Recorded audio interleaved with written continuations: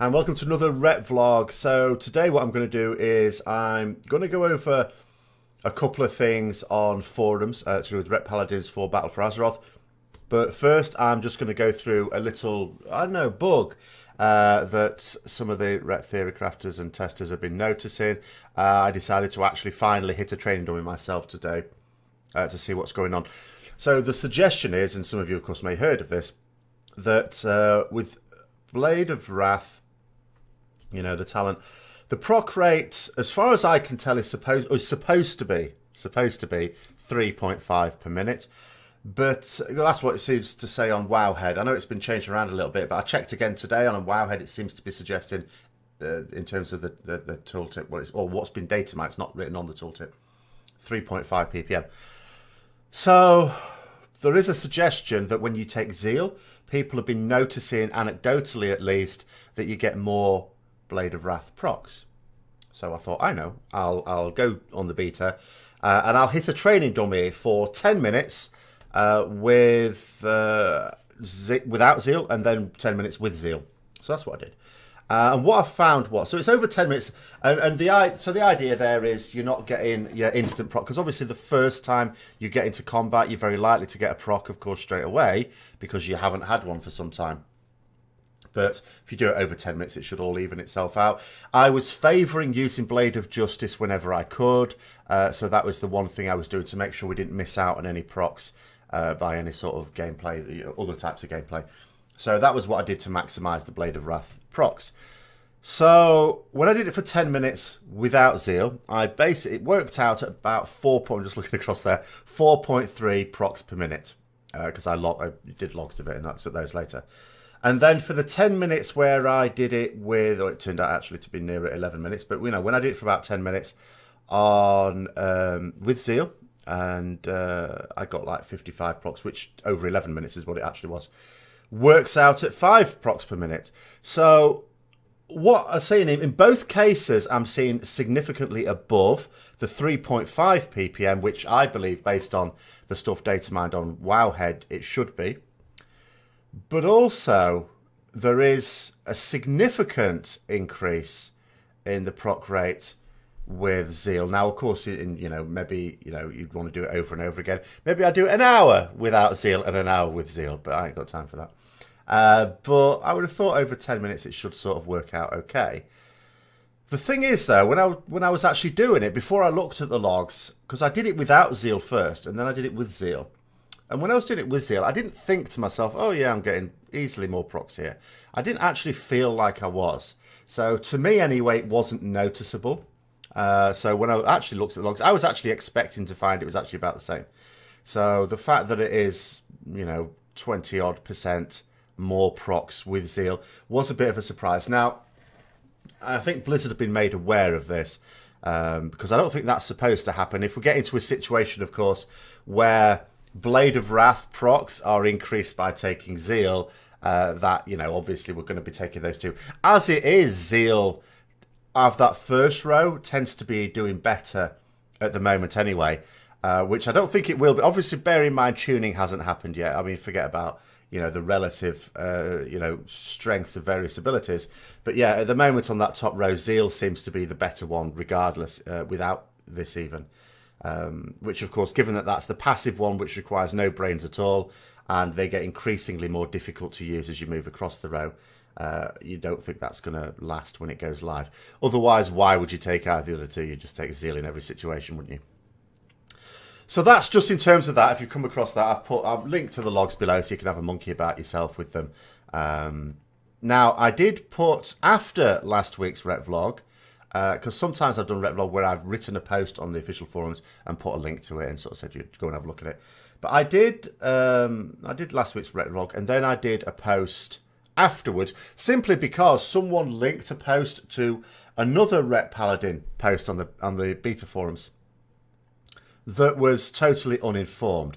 And I'm okay with some people having a different opinion. If some people are looking at the gameplay of Paladins of BFA and going, Ret Paladins, and going, I don't like this. Well, that's okay. That's fine. But some people were saying things that were factually incorrect. And I know, one thing I've had a bit of an issue with is Hammer of Wrath doesn't do as much damage as all of our basically hard-hitting abilities. You know, the only one it basically comfortably beats is Crusader Strike. Well, everyone beats that. So that's disappointing for me. However, when someone simmed the different talents with their character, now I have to point out it was a fairly lowish haste character because it's fresh 120 on the beta. You know, you've not got that much haste. We have another problem with haste, actually. I'm just going to interject here to point out. This is a more general thing, which I wanted to talk about. I meant to talk about in the Azeroth armor video, and I now can't remember whether I did or not. I think I might have done, though. And that is that because we don't have secondary stats on our Azeroth armor pieces, as soon as you get an Azeroth armor piece in your helm, chest, and shoulders, that's a lot fewer secondary stats. So that means your haste, naturally, once you've got all your Azeroth pieces in, is going to be less, unless Blizzard balance it somehow around that. But at low haste values, Hammer of Wrath is simming highest along that row. Now, I was a little bit surprised at that because I'm looking, well, Hammer of Wrath wouldn't be a top priority ability to use, and it should be. For what it is, because you're not using it all the time, it's only available at certain portions of the fight. Surely when it's available, it should be top priority, like, you know, an execute type thing, and hard hitting. It doesn't have to be massively hard hitting. It just has to be hard enough hitting that you use it whenever you can. And that's not the case. And that's disappointing. However, it still sims better than the other ones on the row. And that is probably down to, with lowish haste and the fact that they want us, you know, they've already built in longer cooldowns on things. So our downtime is higher than it was in Legion. That means even though it's not high priority, you're still going to be casting a fair number of them. And it just happens that that's enough for it to sim higher than other things. At higher haste levels, it may not be the case, but I've not investigated that. But, so, yeah, one thing I was saying so there were people describing it as if it's like complete weak source. Hammer of Wrath is a completely useless talent. And, you know, I saw one person say something like, you know, they should just straight up double its damage. Oh, that would be insane. But, you know, and I can understand how people, you know, don't have, you know, Sims is not an easy thing. There isn't like a public UI for anyone to do their Sims at the moment. That just doesn't exist. But at the same time, people should be aware that if they're not basing anything on Sims or logs or anything sensible, that, you know, why are they just coming out with random rubbish? But people are coming out with random rubbish. So it isn't. So I thought to myself, well, I should just write my own post. And I said in it, I haven't actually written much on the beta forums this time round compared to Legion. But that is because it's not felt like a two-way process. Blizzard haven't been talking on the beta forums as much as they did during Legion. So there isn't as much engagement. So there's not much difference between posting on the beta forums and posting just anywhere on the official forums. It gets about as much tumbleweed as anywhere else. So, but at the same time, you know, you've got a lot of people with very uninformed opinions going on there. And opinions, as I say, are fine, but it's far better if you've at least tried to base it on something factual.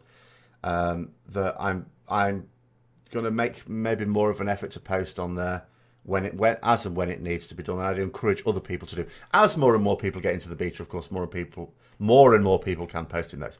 So, I talked about the Hammer of Wrath thing. I talked about the Retribution passive. I mean, that's still in. I just have to mention it everywhere. I have zero confidence it's going to be removed. I saw someone on MMO Champion talking about the fact that what we need to do is to explain to them why it's bad, because this thing, you know, it was bad, it was always bad, but it's still in the game. Greater Blessing of Might was always bad, but that was removed. You know, what we need to do is to explain to Blizzard why it's bad. And that all sounds perfectly logical. The issue is that I am 100% certain that the class developers know that the Retribution passive is bad. They know it's bad. They don't think there's any gameplay benefit to it at all. They don't think it's a good thing. I think, or I am informed, I could be wrong, and my informant could be wrong, that the reason we still have it is because a certain influential person at Blizzard really likes it, who plays it on a very casual level, of course. And so it's in. And that's, so you can see what the developers have done. I mean, they've halved the duration of it. That will halve the problem. But, you know, as I said in the post, half a problem is still a problem. But I have to talk about it. I cannot not talk. I can't just think to myself, oh, they're not going to change it, I'll just leave it. Because then that's almost like you're saying it's not a problem after all. It is still a problem. Movement speed. I said a little thing about movement speed there. Again, I mean, obviously when you look at it, you look at everything, it's quite obvious. Our movement was never great, but our movement has been nerfed in Battle for Azeroth. There's no getting away from that. Divine Steed has gone from 45-second cooldown to a 1-minute cooldown. And, you know, even Blessing of Freedom, sometimes that is useful. Not very often in raids, but, you know, across the whole gameplay area, sorry, it is useful now and then. And the cooldown on that has been massively increased, massively. So our movement has been nerfed. We've not got anything else to help us out there. Now, I said, at the very least, Cavalier I'm not happy with as a talent. You know, having Divine Steed, all right, I'm not happy that it's 1-minute cooldown, but it is what it is. I'd much rather something like Long of the Law. That's my preference. And some people will say, well, Long of the Law used to be a lot better when our Judgment cooldown was half as much as it is now. Of course, it was better then. But it would still be better now than Cavalier is what I'm trying to say. Because you can still use Judgment more often than Divine Steed, as long as the cooldown is, you know, in Legion and Battle for Azeroth. So I would prefer Long of the Law as a talent choice there. I'm particularly interested in this one because through most of Legion, I haven't taken Cavalier because Divine Intervention's been so good. But now that Divine Intervention's gone, we've got our Unbreakable Spirit back. I'm not really keen on that at all. There might be the odd fight where I think, yeah, maybe I'll need to use Bubble, you know, more frequently than every 5 minutes, but, you know, not as much as every 3.5 minutes, because that's the only window in which Unbreakable Spirit's of any bloody use at all. So I'm likely to want to go with the movement option in that row, and I'd rather the movement option in that row was a lot better than Cavalier. That's all I'd be saying there. So I talked a little. With this post as well, it's not a great wall of text. I wanted to just say something about each little bit. Divine Purpose at the moment, big issue with that is that it is not competing with Crusade or Inquisition. And even given that they're probably going to nerf Inquisition a bit, although, you know, they don't seem to have yet, it's still going to fall well behind. Again, I think it's one of these fundamental issues with it, competing with those sorts of talents. It would be far better just moved somewhere else. You know, one idea I know Sol Sacco came up with some time ago, I don't know whether he's still pushing for this, was obviously make Hammer of Wrath baseline but execute only, make the talent, let it be usable during Avenging Wrath, and then swap it with Divine Purpose. So Divine Purpose, you know, shares with Blade of Wrath and then so on.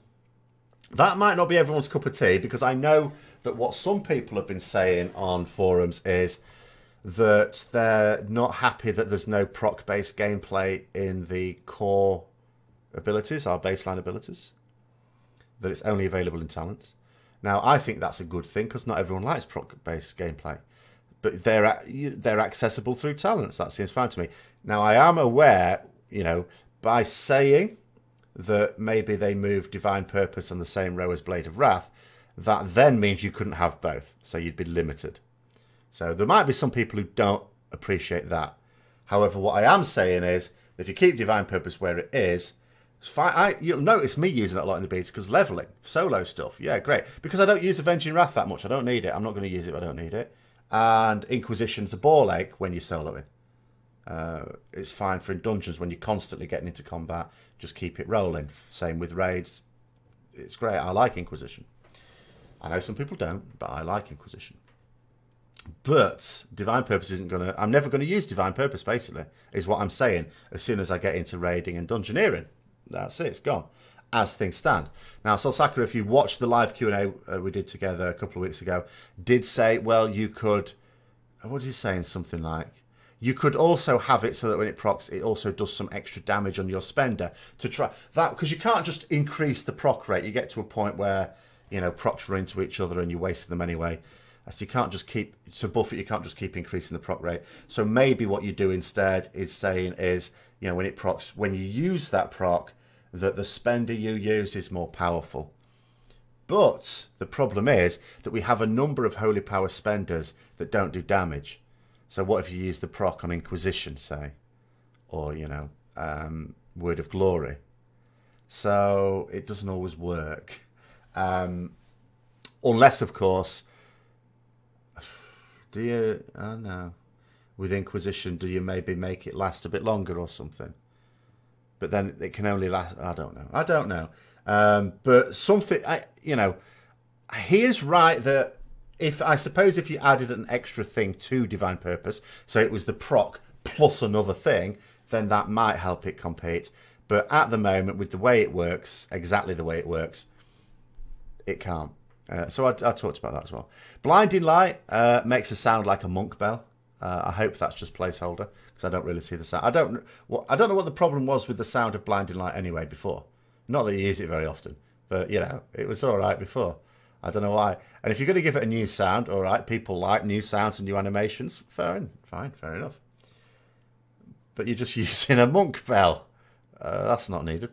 And then the class buff was still no news in that. There are people at this stage wondering if, our Greater Blessings of Kings of Wisdom is basically our buff. But it's not. But that's another thing in itself. It's not just that they haven't unveiled the class buff yet. And also, the fact that it's taken this long, don't necessarily make it thinking that there's, it's taken them a long time to decide.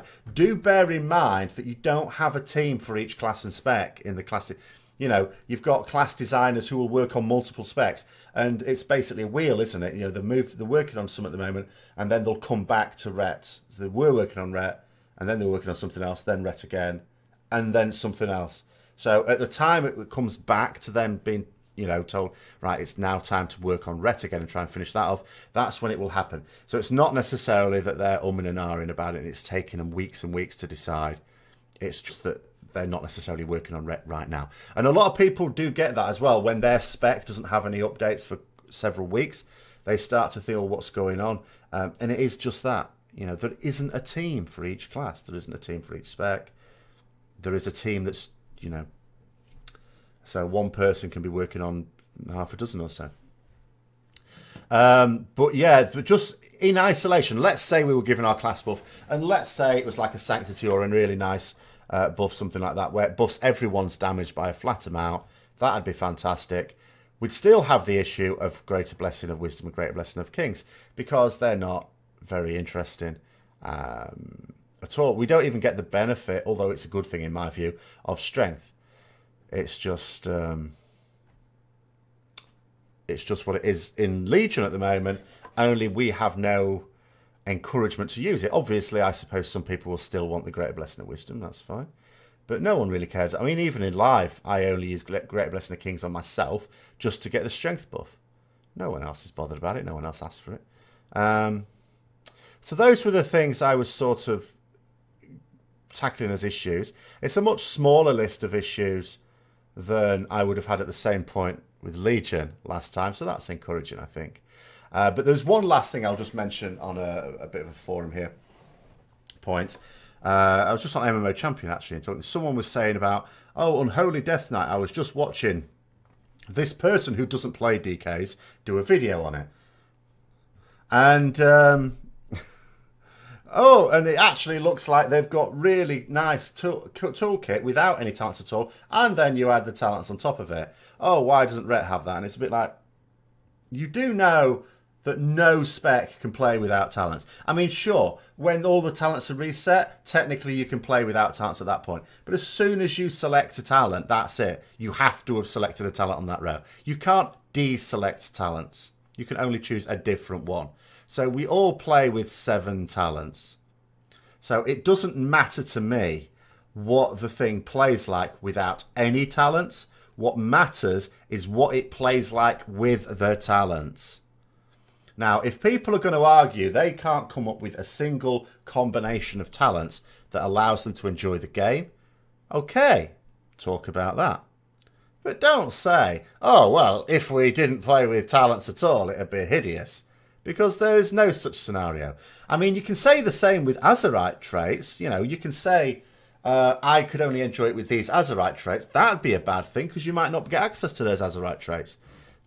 So if it's not enjoyable without the Azeroth traits, sure, you can complain about that. because, you know, it's all right Blizzard saying, oh, yeah, but when you get these traits, it'll feel magnificent. And you might look at it and go, yeah, but you can only get those from raids, and I'm not going to raid. I'm only going to do dungeons or PvP or something like that. That would be a fair enough comment.